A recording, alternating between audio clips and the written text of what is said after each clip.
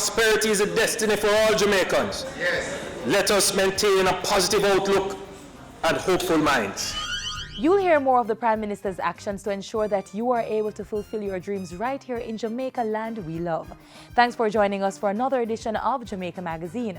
Our program starts right now.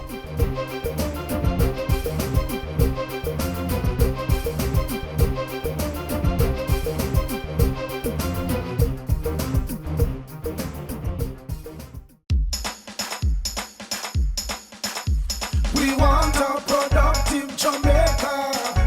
We all are productive Jamaicans. Productivity to move forward on this land. Productivity, that's the way to go, we should understand. Productivity is the way to go for all us Jamaicans. Small business, big business, old and young, we are tell every woman and man.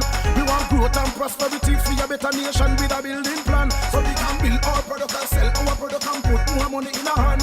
Our economy can rise to a level and build a better nation. Productivity to move forward on this land. Productivity, that's the way to go, we should understand. Productivity to move forward on this land. Productivity, that's the way to go, we should understand. Productivity. Productivity, pathway to prosperity.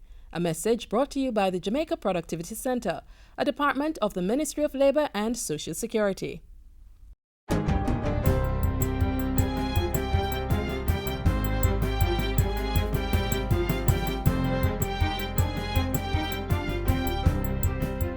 Good day, I'm Lorraine Mendez and this is your JIS News for Monday, March 26. Minister of National Security Robert Montego is calling on residents of St. Catherine to be on the lookout for wanted persons seeking to escape police dragnets. His urging comes as the security forces continue to enforce enhanced security measures in the St. Catherine North Police Division. Minister Montego warns that members of the criminal network in the area and elsewhere might want to hide among law-abiding citizens. He's urging citizens to report any such activities to the authorities. The security minister was speaking on Friday at the JDF headquarters, where he presented the air wing with several appliances. Up to March 22, the state of emergency in St. Catherine North had led to 350 persons being taken into custody, with most of them processed.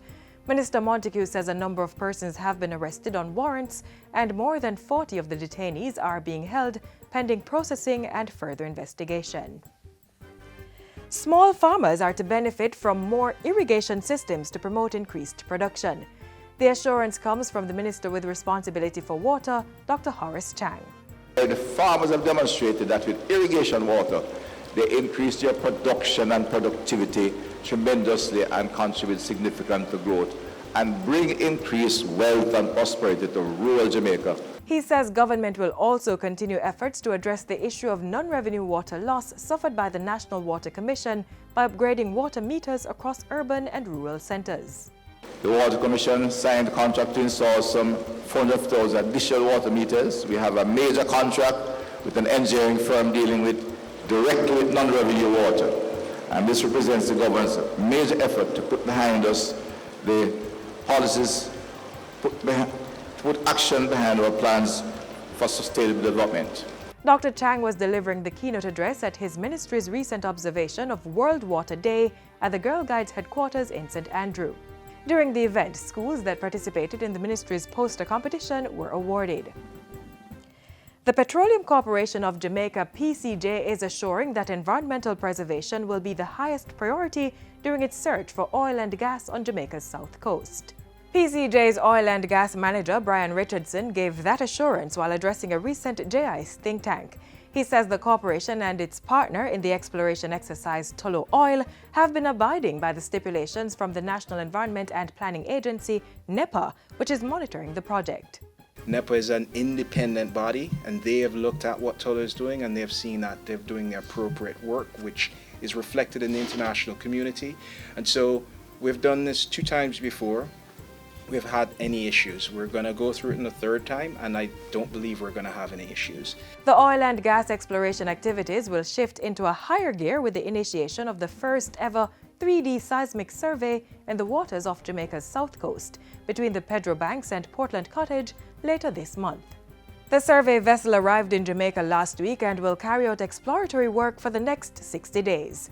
Prior to a tour of the vessel on Friday, PCJ's oil and gas manager said there would also be smaller scout vessels around to protect the fragile marine environment so that the various life forms do not cross the path of the large vessel.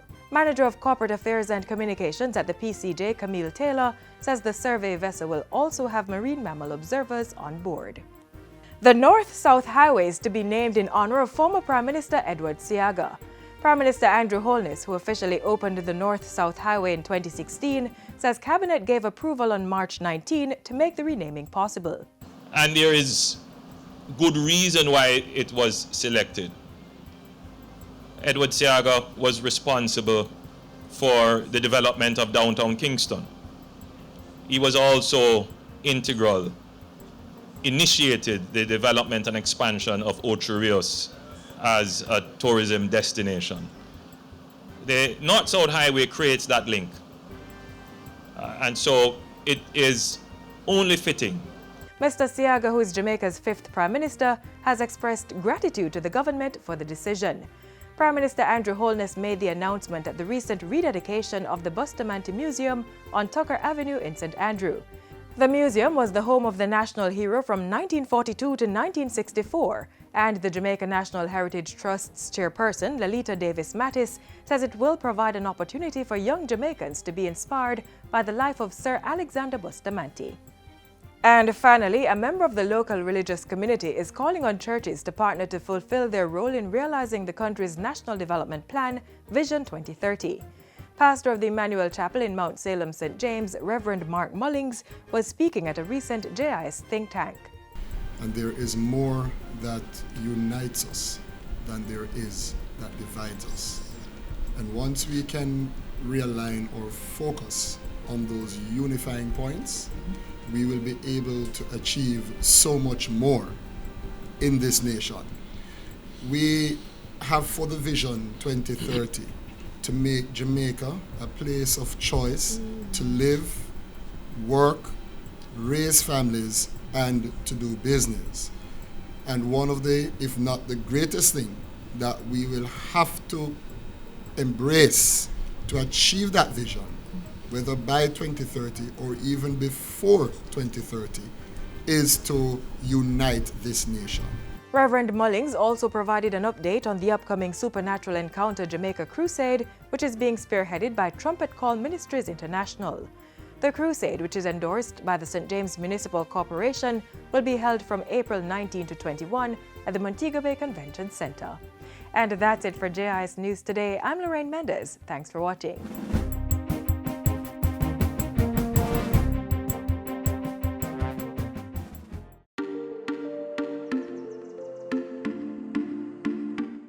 Experience has been good, and I've enjoyed every single bit of it. This program is the best program I ever been in. The OPM program is a good program. It helps you physically, mentally, and all the ways that you can think of.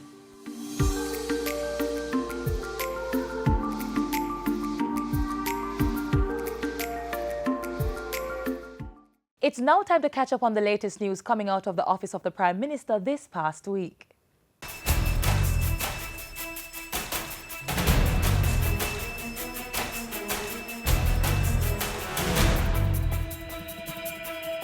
Prime Minister Andrew Holness unveils a slew of plans to action Jamaica's prosperity, gives answers to burning questions, and The Cabinet on Monday approved a submission to name the North-South Highway in honor of former Prime Minister, the Most Honorable Edward Philip George Seaga. You're watching Jamaica House Weekly. I'm Anthony Morgan. In Parliament Tuesday, Prime Minister Andrew Holness gave his contribution to the 2018-2019 budget debates, announcing several plans to move the country forward. Among the immediate actions are a solar lamp program for energy-poor households and a plastic bottle return system in partnership with the private sector to tackle solid waste. Mr. Holness said youth employment will be increased in the year through the expansion of the Hope and Legs program, as well as new developments within the business process outsourcing sector. According to Prime Minister Holness, housing is expected to be bolstered with the adoption of a systematic land registration program when the Land Administration and Management Program (LAMP) is included in the operations of the National Land Agency. Through this initiative, 20,000 parcels of land will be registered with titles over a 3-year period, with $2 billion in partial funding from the National Housing Trust. Mr. Holness also said the National Housing Trust and the Housing Agency of Jamaica will be ramping up their provision of housing in the 2018-2019 fiscal year. In addition, an urban township is being planned for Bernard Lodge in St. Catherine. When this is complete, having gone through the processes prescribed by government, 17,000 new homes plus the other uses will be accommodated in this area. Agro-processing. So if you are talking, Mr. Speaker, about us expanding options and access to housing and communities, this government is going to make a radical transformation of the housing landscape. For too long, persons with gang associations and those who are part of criminal organizations have been proceeding with impunity. Currently, research is being undertaken to guide the establishment of a watch list. That watch list, Prime Minister Holness says, is part of government's enhanced security program. The watch list, he says, will complement the ongoing state of emergency operations, amendments to the Firearm Act, and the reintroduction of the Vale Royal talks with the parliamentary opposition. In the meantime, Prime Minister Andrew Holness said work to begin implementation of the National Identification System (NIDS) was 90% complete. He said a legal working group would be established shortly to develop regulations, so too with a procurement group for the provision of a NIDS solution. The passage of data protection laws and the expansion of ongoing public education campaigns are expected to continue this year. On full implementation, I am sure that the ease of doing business, public order and security, citizen participation, and financial inclusion will all improve. By Wednesday, Mr. Holness was at Jamaica House hosting his first Media Day of 2018. The Media Day culminated with the hosting of a social media town hall where he answered many questions. Among them, plans to review the customs duty and valuation regime. Those are really policies that would have to be reviewed not just by customs but by the Ministry of Finance and the Ministry of Industry and Commerce, having to do with our duty and valuation regime. And I think it has come to the level where those things would have to be reviewed. So my short answer is yes. On Thursday, Prime Minister Andrew Holness was on hand to rededicate the remodeled Bustamante Museum on Tucker Avenue in St. Andrew. The building, which is the former home of the island's first Prime Minister, was renovated by the Jamaica National Heritage Trust. Prime Minister Holness announced that Cabinet had given approval for the North-South Highway to be renamed in honor of former Prime Minister Edward Seaga.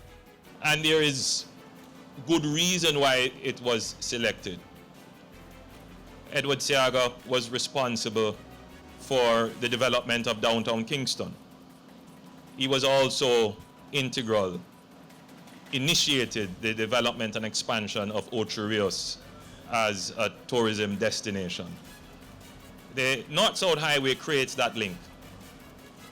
And so it is only fitting. Prime Minister Holness also disclosed that plans are in train to erect or renovate sites, museums, libraries, and other monuments in honor of the nation's leaders. Back at Jamaica House, Prime Minister Andrew Holness held talks with representatives from financial services and communications company Western Union. The group held wide-ranging discussions to include remittances and its impact on the economy and how the implementation of the National Identification System would curtail financial crimes. Wednesday's discussions come against the background of Jamaica becoming the first country in the region to offer Western Union digital money transfer services, connecting customers to more than 200 countries and territories. And Mr. Holness closed out his week by handing over 60 Lenovo laptops to the Nurses Association of Jamaica (NAJ), the Jamaica Library Service (JLS), and secondary and tertiary students. The laptops, valued at $65,000 US, were issued on Friday at Jamaica House. The NAJ and the JLS received 10 computers, while the rest went to students in St. Catherine, Kingston, and St. Andrew. And that's it for Jamaica House Weekly. Be sure to join us next time for the latest news stories coming out of the Office of the Prime Minister.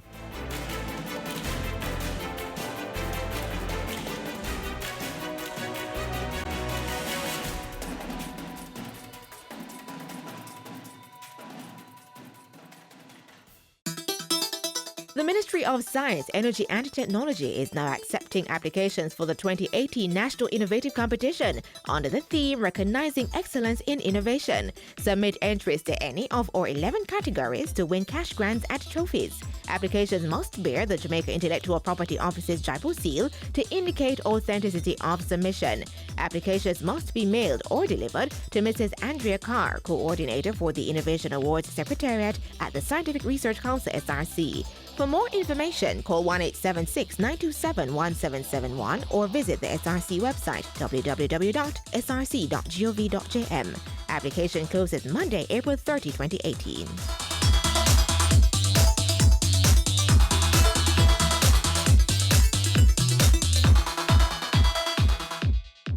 This next feature is for the persons who've been observing Lent and refraining from certain foods.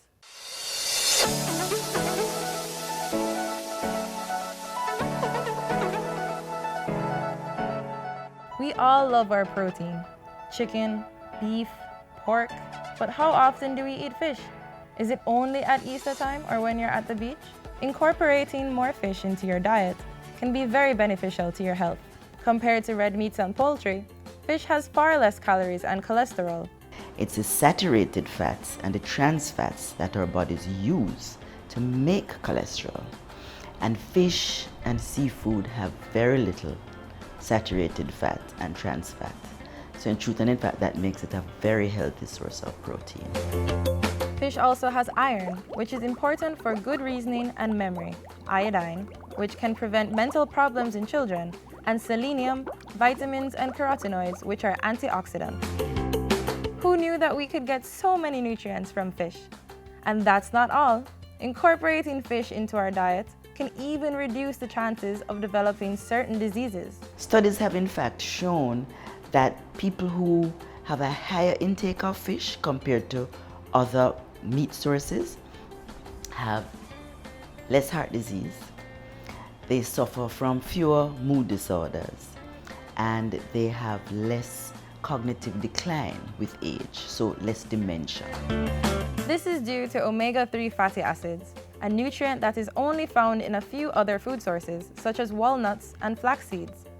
But oily fish, such as sardines, tuna, mackerel, salmon, and trout, are excellent sources of omega-3s and are readily available at your convenience in supermarkets.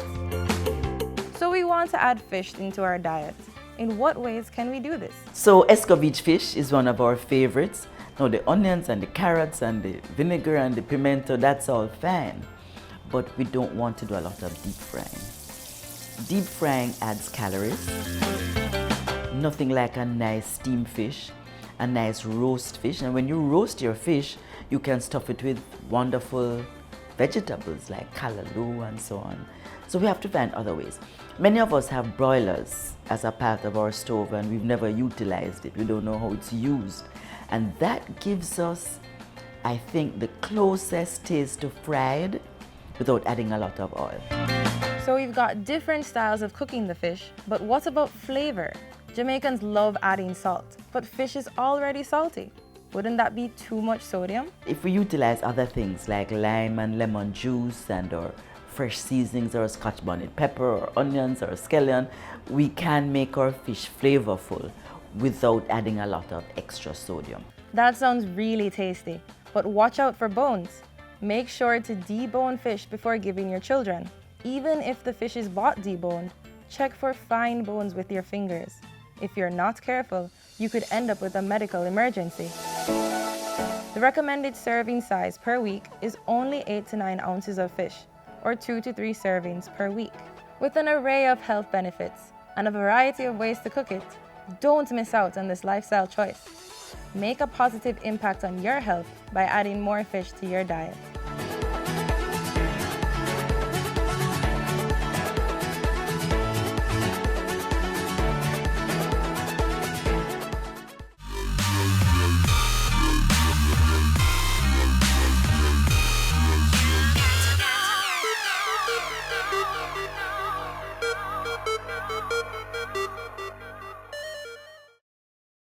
Prime Minister Andrew Holness had his first media day of 2018, where he and other members of his administration fielded questions from Jamaicans at home and in the diaspora. Catch the highlights next. Welcome to Jamaica House and our first virtual town hall for the year.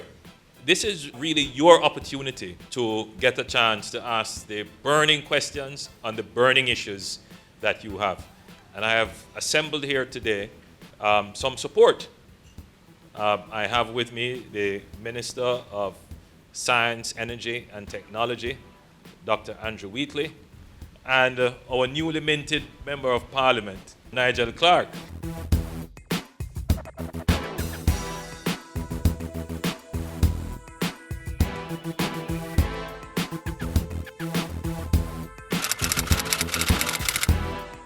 The real challenge with agriculture is resilience. And so the government is now focusing on how we can build resilience in agriculture. And that is something that I have given directions to the Minister of Agriculture to do the necessary work and develop the necessary policies around. The Minister of Agriculture will have a substantial presentation to make in the sectoral debate, so I would encourage you to listen. I think that it would be a great opportunity for medium and large entities to support small farmers in terms of facilitating storage space by renting sections of their facilities to farmers with the support of the GOJ. A government that is constrained in terms of resources, it wouldn't make sense for the government to take its capital to put storage facilities in place. The idea would be to do one of the two I just mentioned, either to incentivize it happening or through moral suasion to get private sector actors to do that. You would have heard about what we intend to do in Morant Bay, what we're going to be doing in Falmouth. There are other plans for Ocho Rios and Negril. And essentially, what we have found in examining these rural townships is that they have outgrown the physical infrastructure and planning that was initially laid for them. What we have to do is literally build in proximity to those towns new town centers, purpose-built, well-planned for smart city, green technology, and for easy access and traffic. And that we have 3 projects now on stream to do that. The policy of this government, and certainly what I stand for, is that public resources, taxpayers' money, should never be distributed on partisan political consideration. The digital economy is critical for Jamaica to actually remain relevant in today's world. ICT is a critical pillar for economic growth and development, and as such, we have embarked on a number of initiatives geared towards that. You will have seen where the government itself, we have moved to a more inclusive approach as relates to communicating with our citizens. In fact, all government websites are now 0 rated, all 256 government websites. We started a program, Top 1000 Technology Advancement Program, that seeks to train and employ some 1,000 young persons between the ages of 18 to 35, where they'll be trained in ICT. And in that process, they will also contribute to nation building through the digitization of government documents. And so, as part of that program, they will also get certification from the Caribbean Maritime University. So it is a holistic approach that we are taking here as relates to creating that knowledge-based society, as relates to creating employment opportunities and giving our young people real work experience, and also giving them the necessary certification. I have been of the belief that the government, the present one and even previous administrations, have treated the crime problem in Jamaica from a symptom point of view. The crime fighting plan and strategy of this government is not just relying on the police, and it is not just relying on the usual strategies that are employed in fighting crime. We are using other methods. We are expanding partnerships in crime fighting, and we are taking a whole of government approach. The results won't come overnight, but I am absolutely confident that the strategies that we are putting in place will yield the desired result. The government has to remain focused. The government has to be resolute. The government has to keep the public support, and the government has to find ways to provide the resources. Are there any plans in the future that could see both political parties collaborating more and fusing together in solving Jamaica's issues once and for all? We have now resumed the Vale Royal talks, which started back in the 2000s, which brought the two political parties together to discuss critical national issues and to come to some consensus. I've restarted that, and next month we will have our first meeting of the two political parties. So we are hoping that we can build a consensus on the way forward on critical national issues, which include some constitutional issues. But I'm also hoping that we could get consensus on policies, specifically on national security and on growth policies. Those are really policies that would have to be reviewed not just by Customs, but by the Ministry of Finance and the Ministry of Industry and Commerce, having to do with our duty and valuation regime. And I think it has come to the level where those things would have to be reviewed. So my short answer is yes.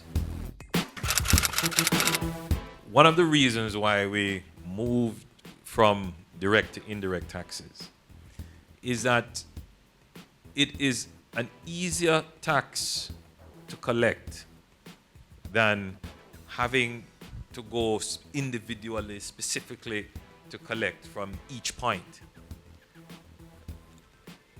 We have seen an increase in our tax revenues.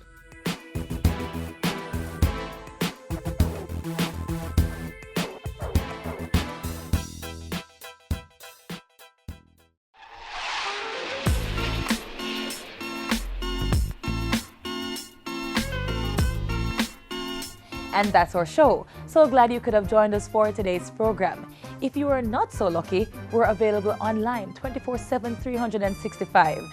Visit jis.gov.jm. Like our social media pages on Facebook, Twitter, and Instagram. There's also our YouTube channel that has this and past shows. On behalf of the entire team here at the JIS, I'm Carrie Ann Smith. Thank you for watching.